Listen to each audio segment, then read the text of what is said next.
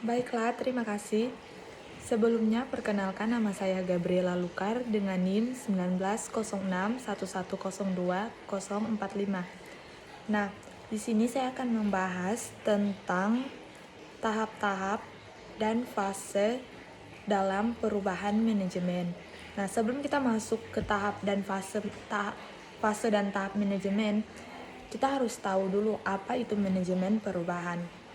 Nah, manajemen perubahan adalah praktik terbaik yang mengontrol risiko dan bahaya keselamatan, kesehatan, dan lingkungan yang berkaitan dengan perubahan organisasi pada fasilitas, operasi, atau personalnya. Ada pula yang mendefinisikan manajemen perubahan sebagai pendekatan sistematis untuk menangani perubahan organisasi, biasanya di fasilitas ini dan biasanya di fasilitas dan operasi industri. Tujuan dari pendekatan ini adalah untuk melindungi pekerja dari potensi bahaya selama masa transisi yang krusial. Nah, selanjutnya kita masuk dalam fase manajemen perubahan. Terdapat 5 fase dalam manajemen perubahan. Nah, menurut Haynes, terdapat beberapa fase yang ditempuh dalam menjalankan manajemen perubahan.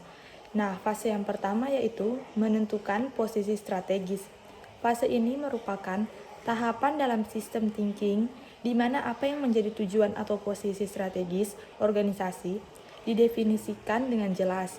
Posisi inilah yang akan dicapai dengan perubahan organisasi. Nah, kita masuk ke fase B. Fase B yaitu mengukur tujuan. Dalam fase ini ditentukan ukuran-ukuran dan mekanisme yang digunakan untuk melihat apakah tujuan itu telah dicapai atau belum.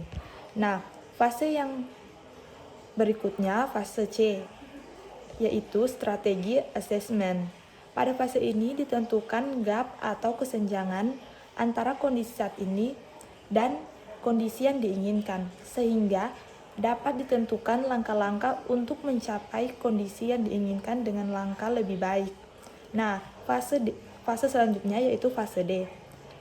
Fase D yaitu aktivitas perubahan. Fase ini akan mendefinisikan dan mengimplementasikan strategi yang akan mengintegrasikan semua proses, aktivitas, hubungan, dan perubahan yang dibutuhkan untuk mengurangi gap atau untuk merealisasikan tujuan yang sudah ditentukan pada fase A.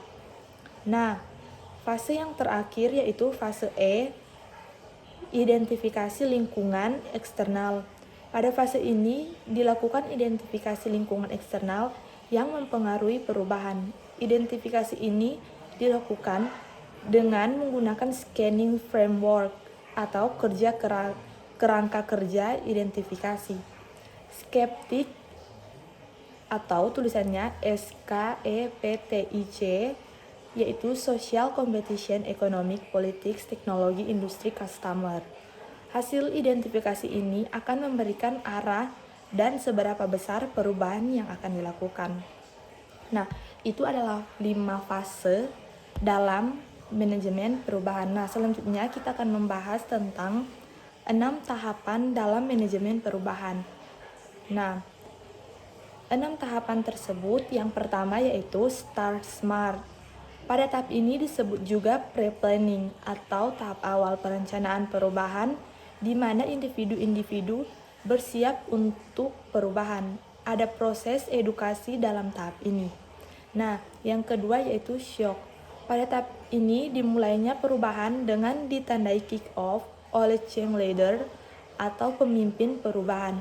Pada tahap ini biasanya reaksi yang muncul adalah shock atau keterkejutan dari individu-individu.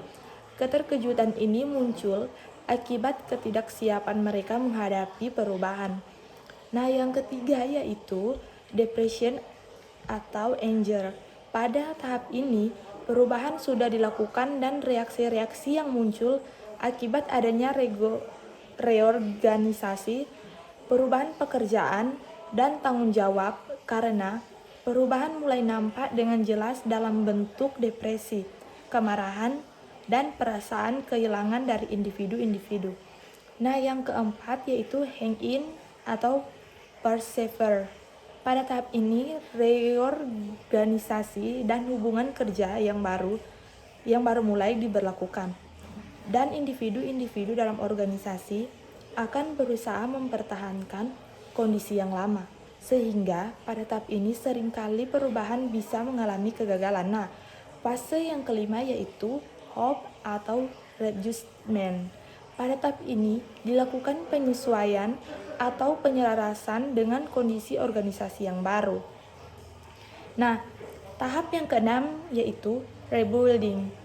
Pada tahap ini, kondisi organisasi yang baru telah terbangun secara permanen. Pada tahap ini, tim yang solid sudah terbangun dan kegiatan organisasi sudah berjalan dengan baik. Nah, itulah presentasi dari saya. Jika ada salah kata, mohon maaf. Sekian dan terima kasih.